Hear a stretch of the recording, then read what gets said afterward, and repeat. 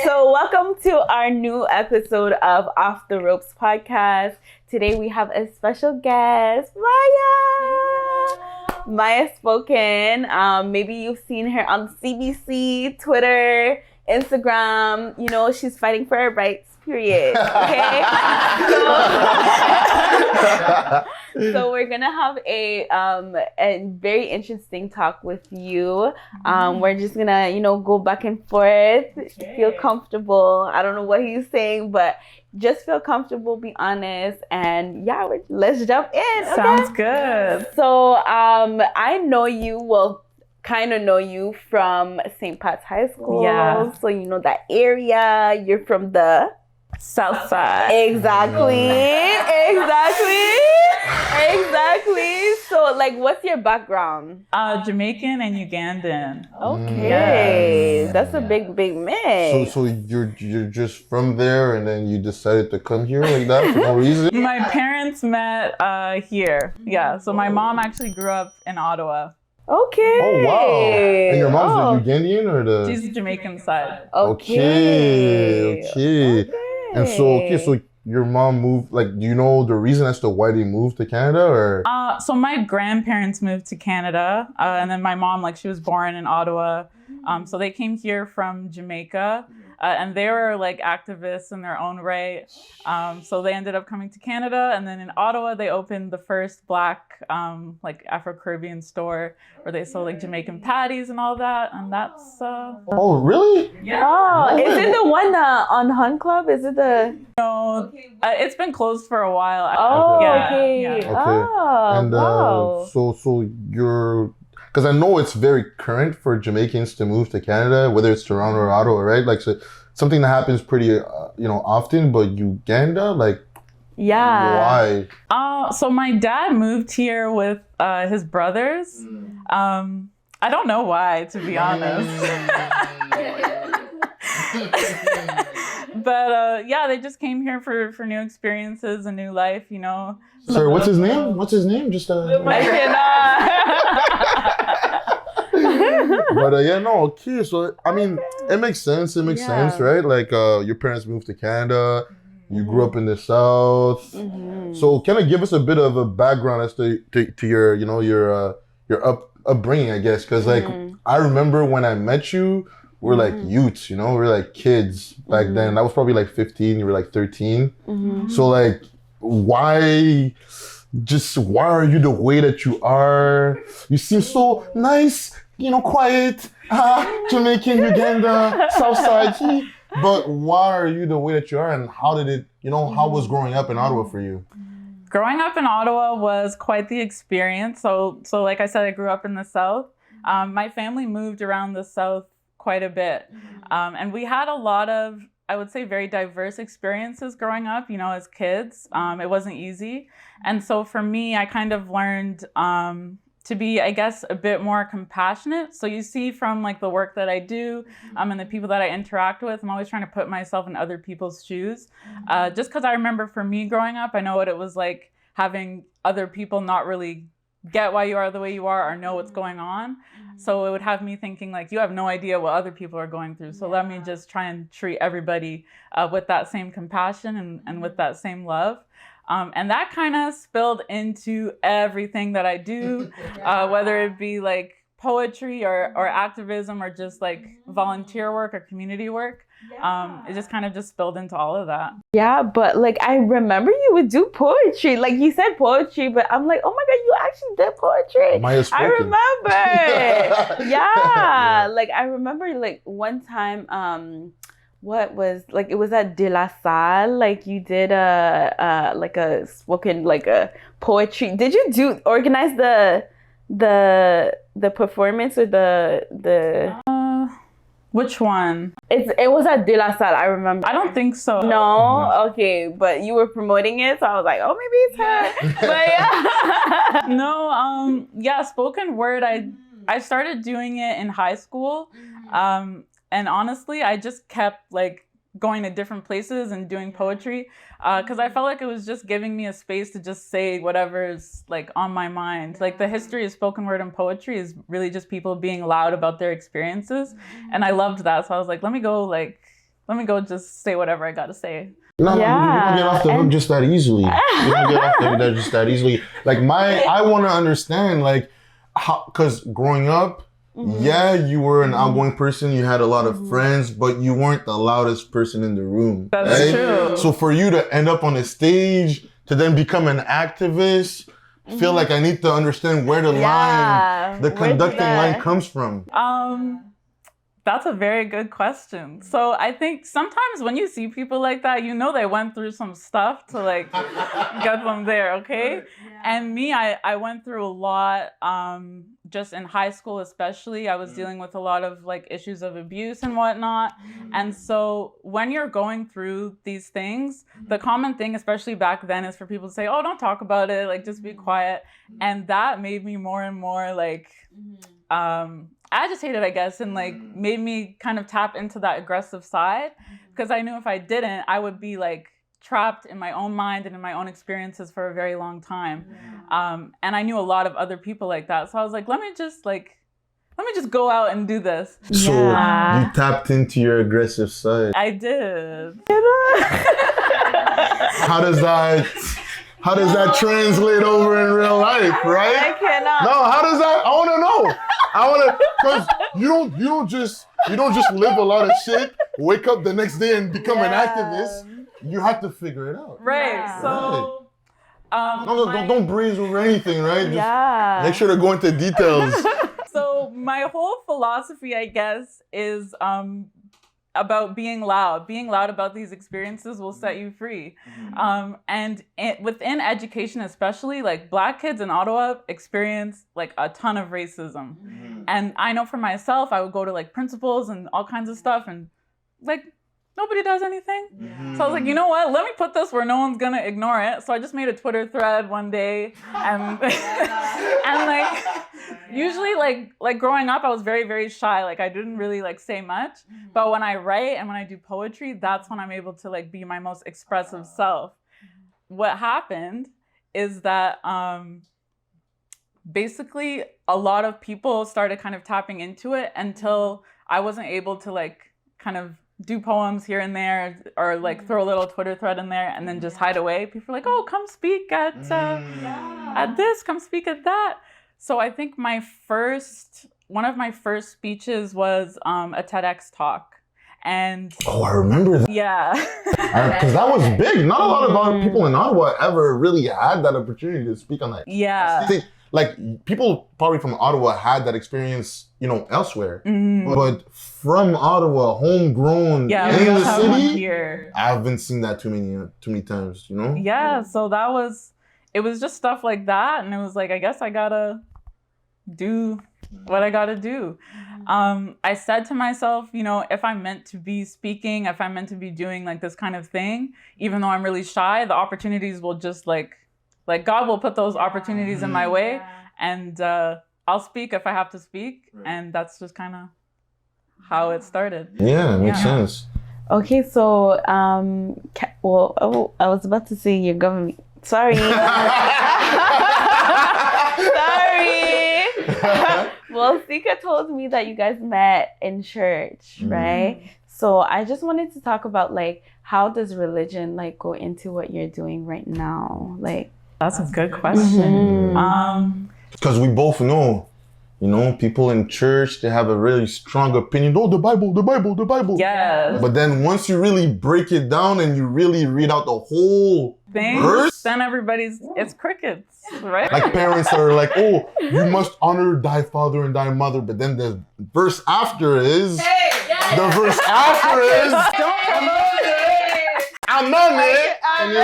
Don't provoke your children. Don't provoke. Okay, so I can tell I'm in a church. I'm in a room with a bunch of churchgoers. All of us went to church together. So expand on that. Because it's not that there's a contradiction, but when you try to, because you get on that space for people, you speak for people, right? You're not speaking for yourself. Listen, Jesus flipped tables. Period. Everyone likes to forget that part.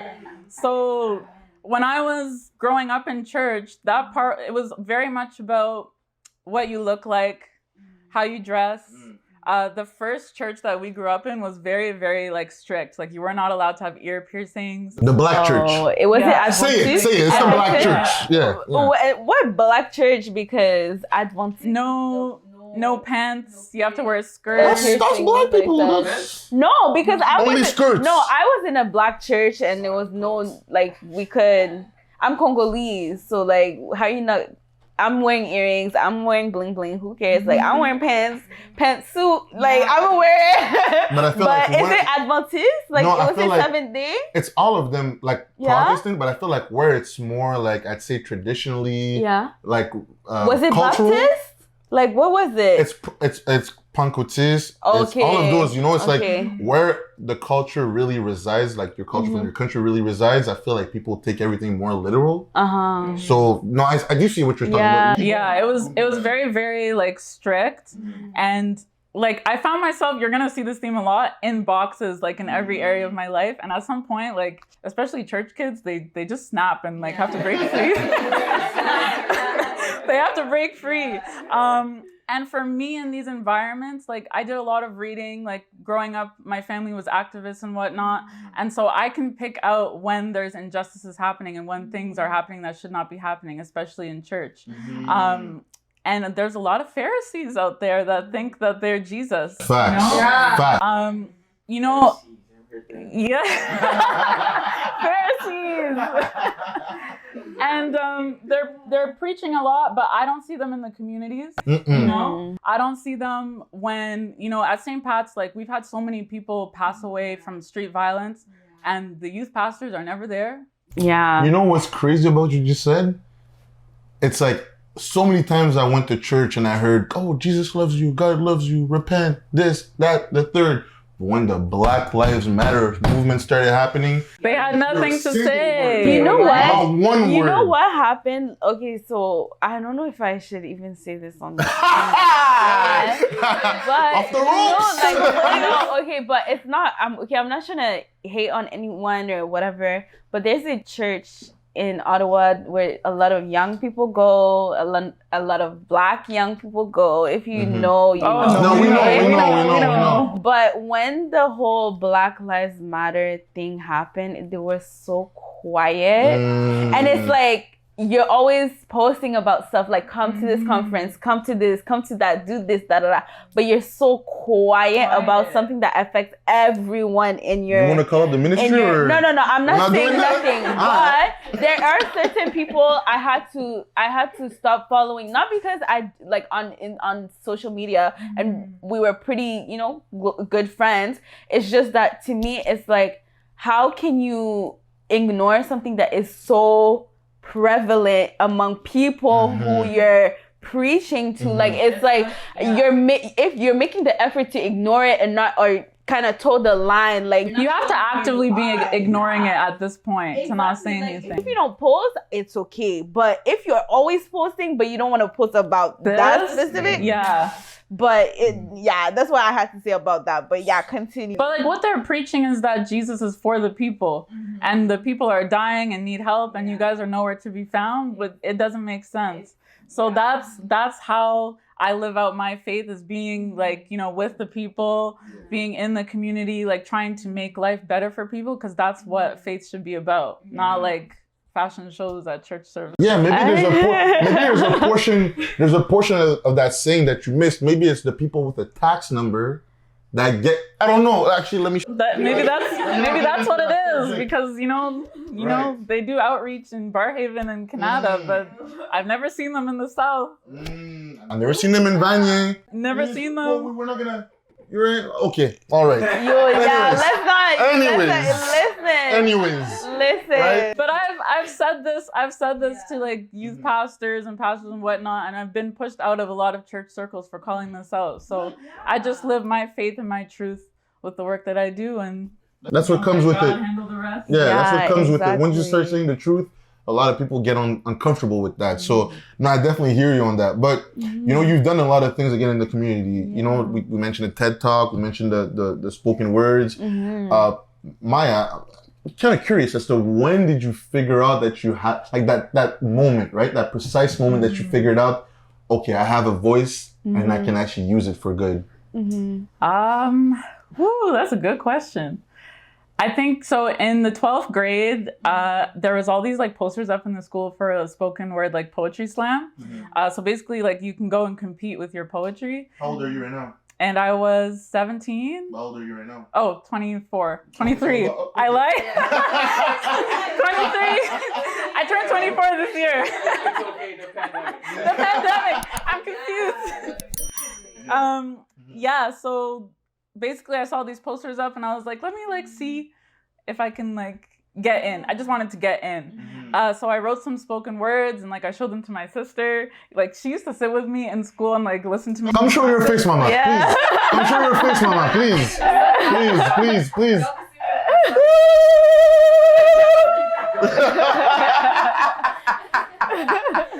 Sorry, keep going.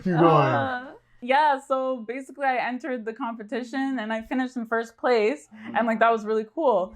But this girl comes up to me after and she's like, oh my gosh, because you shared this poem, I feel like I should go out and like speak my truth and like go out and do all this stuff. And that was when I was like, okay, maybe like I should take this seriously and like keep doing this. So Okay, so basically you understood that it was a good thing once you started seeing the effects it had on the community. Yeah, and then I started a women's spoken word showcase, and the first one, like the girls came out, they were doing their spoken words, like it was all over the place, and people afterwards were saying like, oh, that was my first time like saying a poem, and some of them now are leading like big like women's organizations and doing all kinds of stuff, and that was just from that like poetry slam. So from that first event, also, I was like, okay, I think this is something I should just keep doing. What's the name of that event, if you don't mind? Tell 'em girl. Okay, Tell 'em girl.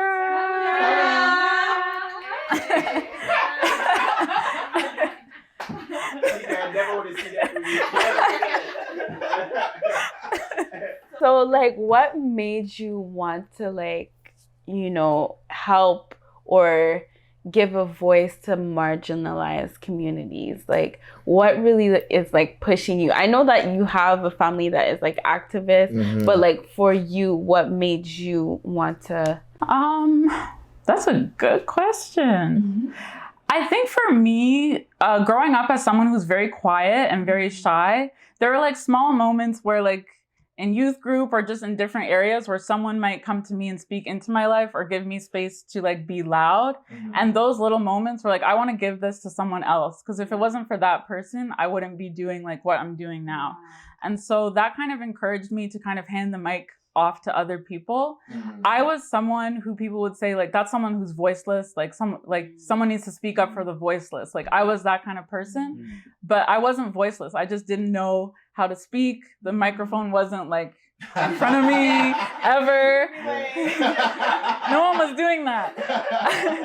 So that kind of changed my whole philosophy. And I was like, I don't think anybody out here is like voiceless at all. I think you just need to hand them the microphone and see what they do. And so when I started doing that and seeing like the domino effect and then them handing it off to other people, that's what like really inspired me to keep doing it. And I think that's a very, it's a very valid point, because I feel like, you end up talking and it ruffles a couple feathers. And then you realize, okay, maybe I shouldn't be the only one to speak up, because then there's strength in numbers, right? Right. So I'm putting you on the spot right now, okay? Putting you on the spot. It's not always easy to speak up, right? Especially at church. When you talk at church and you go against the grain, people might push you out. So again, how do you feel about your work and the effects that it has on the people, on the community? Do you feel like it's dangerous? Do you feel like, do you feel comfortable with the work that you're doing? Do you feel like it's bringing forth fruits? I definitely see the fruits, but it's not easy. And it is, dangerous at times, especially like with the work that we're doing now, like we're rallying against like the police, obviously. And like Ottawa police. Speak about it. They know your face? No, speak about it. No, speak about it. Speak about it. Yeah, so because in Orleans they keep killing their moms, but no police but all the police is in the hood.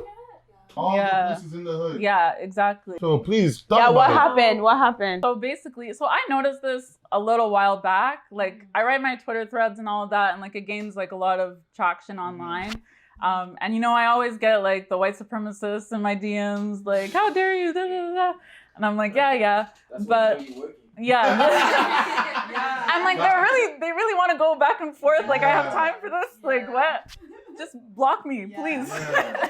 But so my sister and I were driving the other day, and like this police car is following behind us, like really, really close, right? And I'm like, what the heck? Like, what's going on? And they were following us for like a while. And then like we're at a green light, so we go. Red light. No. Red light for a minute. All right, okay, we're at the red light for a minute and they're behind us. It goes green, so we go. They stop traffic like completely, like they don't go, so they're holding up traffic. And like I can tell that they're looking up like our plates. Oh. And then That's crazy. they decide to keep going, and then you decide to turn into like a lob.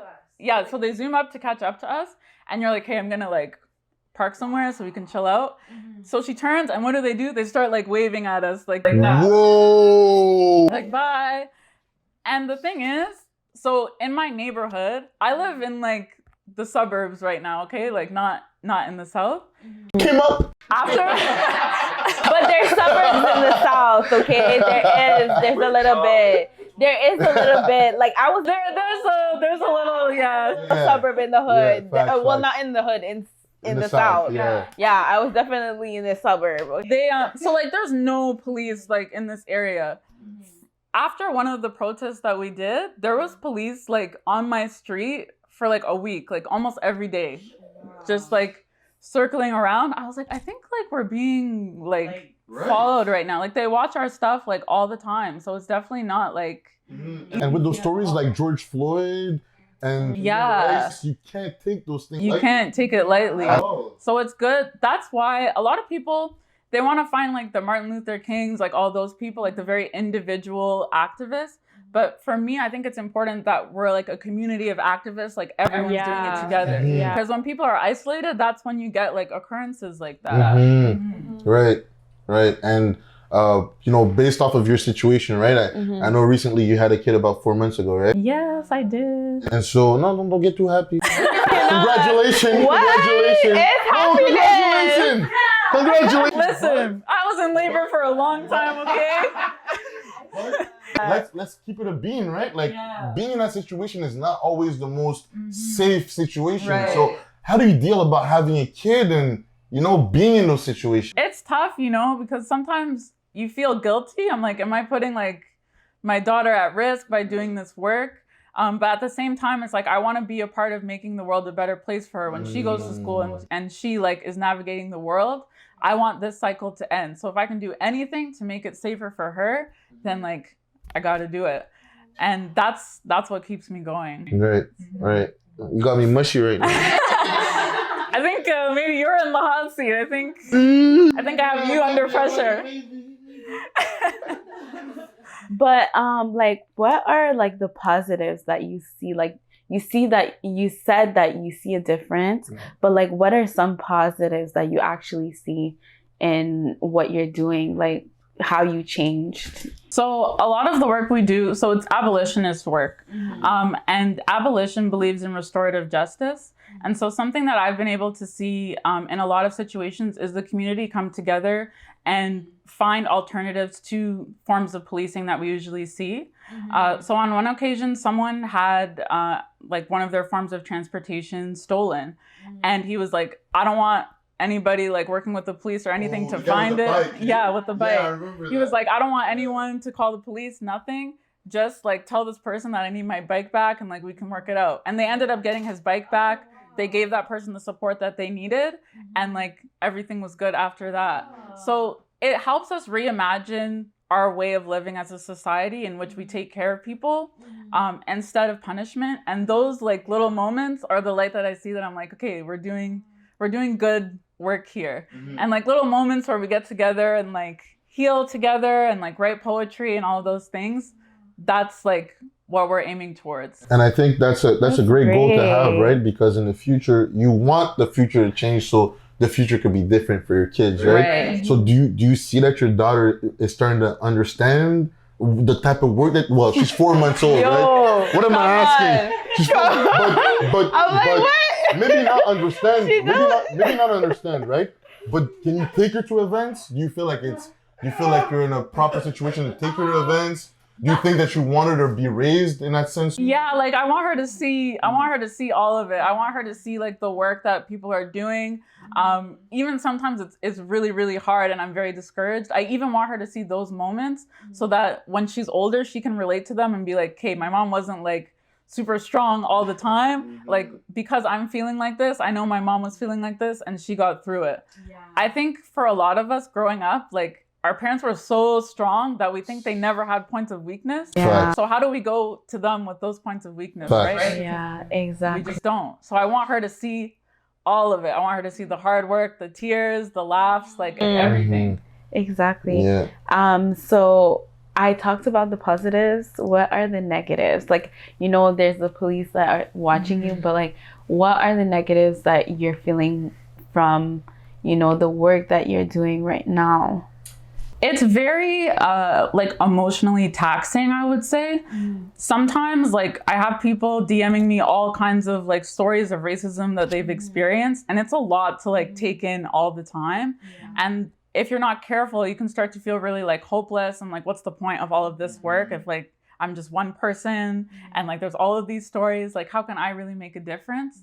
And so you have to make sure like your mental health is in check, because like you're reading a lot of stories, you're taking it all in, and then sometimes you're really there like experiencing it yourself.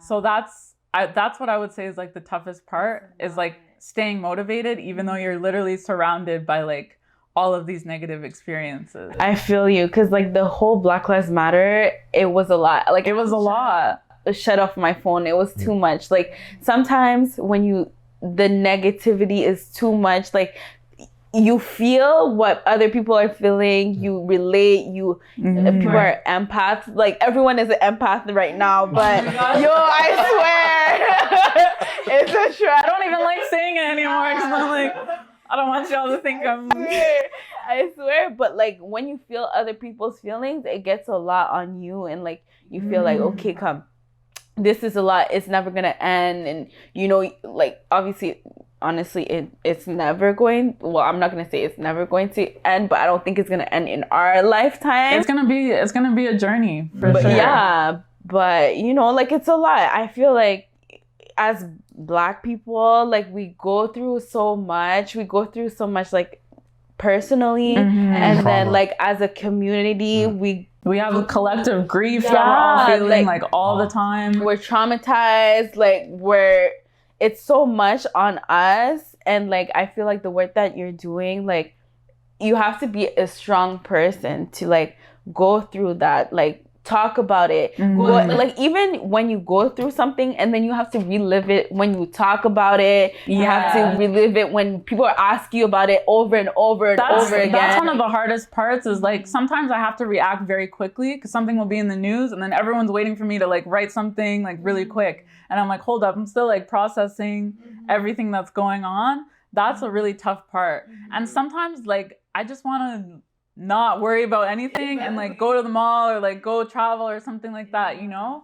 I think especially the past year, we've all been investing so much time in trauma that we forget to like have fun, like have barbecues and stuff like that. Live life. Yeah, it's like the white people are just they live carefree, like they're traveling, whatever, like nothing's happening, and we're always in it. So sometimes we really do have to like unplug, and that's the part that we always have to remember, is to unplug sometimes and like enjoy life.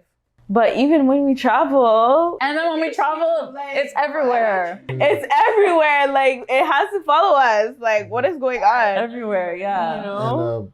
And I definitely, you know, Maya, you're making this very hard for me to get at you right now. You know, you're so vulnerable, and I feel like you're showing a side of yourself that you don't often show on social media, because you have to be so strong all the time on social media. Eh? So I definitely appreciate that. But enough of the heavy-hearted questions, and go a bit more lighthearted, right? Okay. So you know, if it wasn't for the activism that you're doing, if it wasn't for all the work that you're doing in the community, what would you see yourself doing if it wasn't for that? Yeah. Kind of curious. Boxing? You know what? I was a wrestler. No I was way. a wrestler too. What? Wrestling gang. Yo, Seaka Okay. wrestling. What? Get ready. Yeah. Because, yeah, do talk about it. Like, how was that?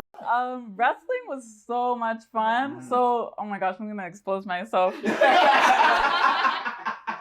I was a different girl in grade 9 and grade 10. Okay, I used to get in fights. Do you have wrestling photos you can send?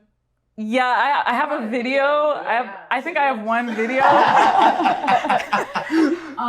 Yeah, I used to get in fights. Like if someone like made me mad. My sister's laughing because like anything would make her mad. Just, oh, someone maybe, everyone maybe. Get on the mic. Get on the mic. Yo, come. Speak about it, please. Present yourself for the camera, please. Guys, I have a story, all right? oh no. Just stay right next to it like that. Look, Then right the here? mic's on the- Okay, there was a time where a girl was being mean to me in high school. You think that Maya's the sweet one? Like, I wouldn't say anything. Maya said, wait, what did that girl just say to you? I was like, oh, no, it was nothing. No, I saw the tone. What did she say? I saw the tone. How you see a tone? I knew not to provoke her because she would go and fight her. I just Like, know how right to play it up. on the And spot. that's the kind of person she was. Wrestling was needed so that she wasn't fighting people every day. Yeah. That's what I believe it. Could you concur? Could you? Yeah. This is true. So yeah, grade 9, I got into wrestling and it was like so much fun. Our coach at the time was yeah. He was really weird, like really, really Is weird. it the one that got fired? So I was at Hillcrest first. Oh, right. Okay. I'm not sure where he's at, but I wouldn't be surprised if he was in the news soon. That's what I'll say. Jail time? June. Yeah. Yeah, he was Wow. really weird. Oh, that type of weird. My wrestling at the time was very like, it wasn't good because he wasn't teaching us proper technique. So my first match, I slapped this girl in the Remember that guy? I can Yes. In the face. So this is what he said. He said he told me, he's like, so when you get in the match, you want to annoy her, right? So just tap her like Oh, on like, the head a little yeah, bit. like that. You slapped her? Yeah. Like, I'm coming from fighting girls in school or whatever. I'm like, I got this. The ref blows the whistle. I smacked her so hard that she fell. and then her coach was like, yells at my coach. He's like, what the heck are you doing? And the ref was like, you need to calm down. And I was like, oh my gosh, I'm so sorry. I thought this was the vibe. And then when we were fighting like technique, I lost. Like I sucked. But then grade Oh, she was mad at you. Yeah, you slapped her. technique. So then I was like, oh my gosh, I can't suck at wrestling. So like I got really, really good. Went to OFSA grade 10. Yay. Yeah. And yeah, that was my wrestling career. It was a good time. Do you have like any hobbies that you're doing right now? Besides like, wrestling what you and- enjoy? And slapping bitches up, please. I cannot. Everything. So I work out like a lot. Music too. I released one song like a while ago. We're gonna need that link. Yeah. We're gonna need that link. Share the link. You have it. No, I'm saying the link so we could put it on. Oh, okay. Yeah. So I'm getting back into the music now. So I released that one song and then like sometimes I get very like tunnel vision for activism. I forget to do like Promote your shit. other things, right? So now I'm getting back into the music. I'm gonna put some poetry out too. And yeah, well, I mean, you know, I feel like you've kind of given us an overview of what it is to be an activist in Ottawa. So kind of to close it off, right? The last question. you know, and again, I want to thank you for coming through on the show. You know, me, Dodo, Flex, we're very appreciative of you coming through. Thank you guys for having me. The very last question I would have for you really is that, you know, if any young girls, you know, I know my sister is very strong into activism. Actually, she had to fight off a couple Ottawa U teachers because, anyways, so that's another conversation. Yo, first of all, Ottawa U is sick. Yeah. But Like, that's a conversation. very sick. That's a conversation Like, for another day. By respect for her, you know, I'm not Yeah. gonna talk about, you know, on her situation, but you know, you're definitely in a situation where, you know, you want to change things for the future, and you know, some girls that are younger might look up to you, right? Might look at the work that you're doing and might feel like that might be their path also.